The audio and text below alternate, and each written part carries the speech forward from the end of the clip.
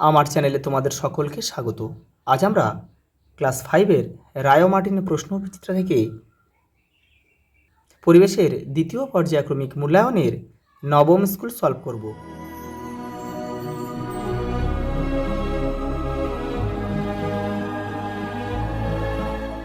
দেখো একের দাগে দেখো সঠিক উত্তরটি নির্বাচন করে তার নিচে দাগ দাও। ধাপ চাষ কোথায় হয়? দেখো পাহাড়ি অঞ্চলে কিন্তু ধাপ চাষ হয়। পাহাড়ের ধাপ কেটে সিঁড়ির মতো করে সেখানে কিন্তু ধাপ চাষ করা হয়। দেখো ভারতের স্বাধীনতা দিবস 15ই আগস্ট। গাছ আমাদের কি দেয়? দেখো অক্সিজেন দেয়, আর কার্বন ডাইঅক্সাইড কিন্তু গ্রহণ করে। টেরাকোটার কাজ হয় কোথায়? বিষ্ণুপুরে। বাঁকুড়ার বিষ্ণুপুরে কিন্তু টেরাকোটার কাজ হয়। আচার্য প্রফুল্লচন্দ্র ছিলেন একজন বিজ্ঞানী। দেখো পরেরটা কী আছে, দুই একটা শূন্যস্থান পূরণ করো। পশ্চিমবঙ্গের সবচেয়ে উঁচু পর্বতশৃঙ্গ কোনটি? সান্দাকফু। সান্দাকফু উচ্চতা হচ্ছে 3630 মিটার। এটাও তোমরা কিন্তু মুখস্থ করবে। কোন নদীর পাড়ে কুলিক পাখিরালয় আছে? কুলিক নদীর পাড়ে রায়গঞ্জে কুলিক নদীর পাড়ে কুলিক পাখিরালয় আছে। দ্বারকেশ্বর ও শিলাবতী নদীর মিলিত নাম হলো রূপনারায়ণ।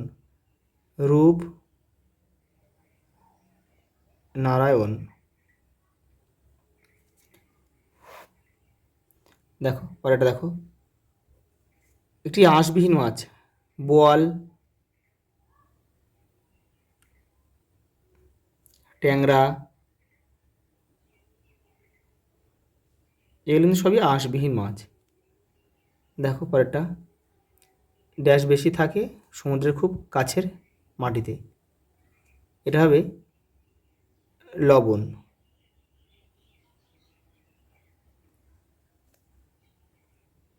দেখো একটা স্তম্ভ দিয়েছে। দেখো তোমরা কিন্তু কেউ তীর চিহ্ন দিয়ে মেলাবে না। এবারে প্রশ্নের দাগ নাম্বারটা এবারে উত্তরের পাশে বসিয়ে দেবে, হয়ে যাবে। দেখো ধান কাটা ও ঝাড়ার আধুনিক যন্ত্রের নাম হচ্ছে হারভেস্টার। এই যে, তাহলে এখানে আমরা লিখব 3.1।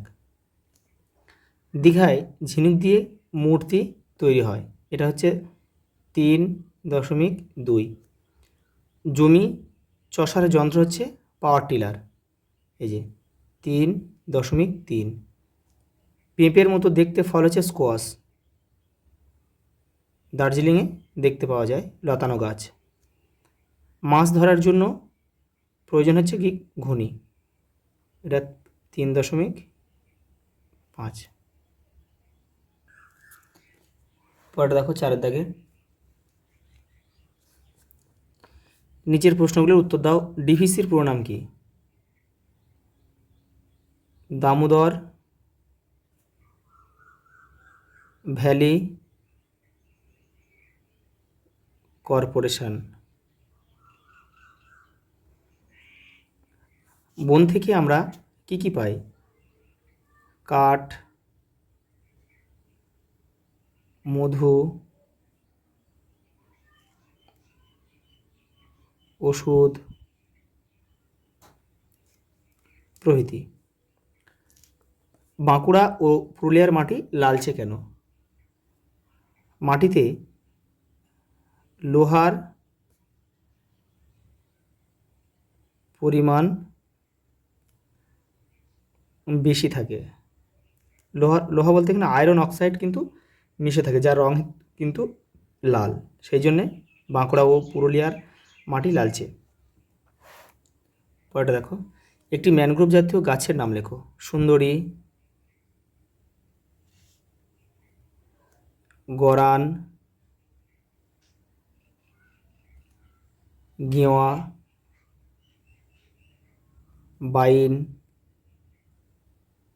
আরও অনেক গাছ আছে, ধুন্দল প্রভৃতি তোমরা আরও লিখতে পারো, এগুলো করলেই হয়ে যাবে। দেখো চিত্তরঞ্জন শহর কেন বিখ্যাত? রেল ইঞ্জিন শিল্পের জন্য।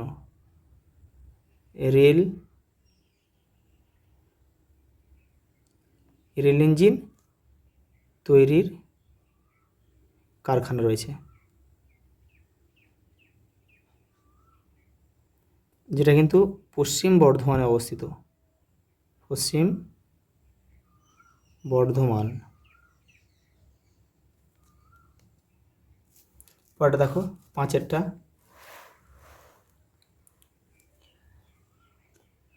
দেখো ভারতের সবুজ বিপ্লব বলতে কি বোঝো দেখে নাও। এই দেখো সবুজ বিপ্লব 60-এর দশকের শেষে ভারতের কৃষিতে বিরাট পরিবর্তন আসে। উচ্চ ফলনশীল বীজ, সার, জলসেচ ও উন্নত প্রযুক্তি ব্যবহারে উৎপাদন বহুগুণে বেড়ে যায়, যা সবুজ বিপ্লব নামে পরিচিত। সবুজ বিপ্লব প্রধানত ধান ও গমের উপর হয়েছিল। পরে দেখো নিত্যবহ নদী কিভাবে সৃষ্টি হয়েছে দেখে নাও। দেখো এই প্রশ্নটা করলেই হবে যে পর্বতশৃঙ্গ থেকে কীভাবে নদী তৈরি হয়, এটাই কিন্তু নিত্যবহ নদী। দেখো পর্বতের মাথায় জমে থাকা বরফ সূর্যের তাপে গলে গিয়ে জলস্রোতের সৃষ্টি করে। এই জলস্রোত যখন পাহাড়ে ঢাল বেয়ে নিচে নামে তখনই নদীর সৃষ্টি হয়। আর এই নদীগুলোই কিন্তু নিত্যবহ নদী, যেমন গঙ্গা, ব্রহ্মপুত্র, সিন্ধু। দেখো খনীয় অঞ্চলে কেন ধস নামে, দেখো এটা তোমাদের বই 133 নম্বর পেজে রয়েছে। এটা কিন্তু তোমাদের সিলেবাস 3rd পরীক্ষার হওয়ার কথা, কিন্তু এখানে দিয়েছে। তো দেখে নাও, আমি সলভ করে দিচ্ছি। এই যে দেখো এখান থেকে তোমাদের করতে হবে। দেখো কয়লা খনিতে কয়লা তুলে নিলে কী হবে, ওইদিকেও তো অনেক জায়গায় উপরে মাটি থাকে, ভিতর থেকে আগেই কয়লা তুলে নিয়েছে, সেখানে তো এভাবে মাটি ধসে যেতে পারে। এবার দেখো এই ফাঁকা জায়গাগুলো বালি দিয়ে ভরাট করতে হয়, অবশ্য মাটি আলগা থেকে যায়। সেই জন্য খনি অঞ্চলে গাছ লাগানো খুব প্রয়োজন, শিকড়গুলো যাতে মাটির নিচে জালের মতো ছড়ায়। পরটা দেখো আউশ ধান ও আমন ধানের মধ্যে দুটি পার্থক্য লেখো। তোমাদের বইয়ের 102 নম্বর পেজে এটা তোমরা পেয়ে যাবে। এই দেখো দুই রকম ধান চাষ হয়, আউশ আর আমন। এই যে আউশে একটু কম জল লাগে, আউশ ধানের গাছ একটু ছোট, একটু উঁচু জমিতে আউশ ধানের চাষ হয়। এই দেখো তুলনায় নিচু জমিতে আমন ধানের চাষ হয়। আমনের গাছ বড়, আমন ধানের মধ্যে কিছু মোটা ধান ছিল, সেগুলোর গাছ খুব লম্বা হতো। এই পর্যন্ত লিখলে তোমাদের হয়ে যাবে। দেখো পরের প্রশ্ন, লাস্ট প্রশ্ন। দেখো ইংরেজদের অত্যাচারের বিরুদ্ধে লড়াই করে প্রাণ দিয়েছেন এমন শহীদের নাম লেখো। দেখো বিরসা মুন্ডা, সিধু, কানহু। এবার দেখো তিতুমির কে ছিলেন।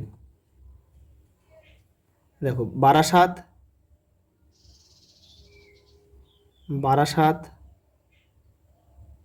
কৃষক বিদ্রোহের নেতা, যিনি কিন্তু বাঁশের কেল্লা বানিয়েছিল। আর তিতুমিরের আসল নাম কি, মীর নিসার আলী। দেখো আজ এই পর্যন্ত, দেখা হবে পরের ভিডিওতে।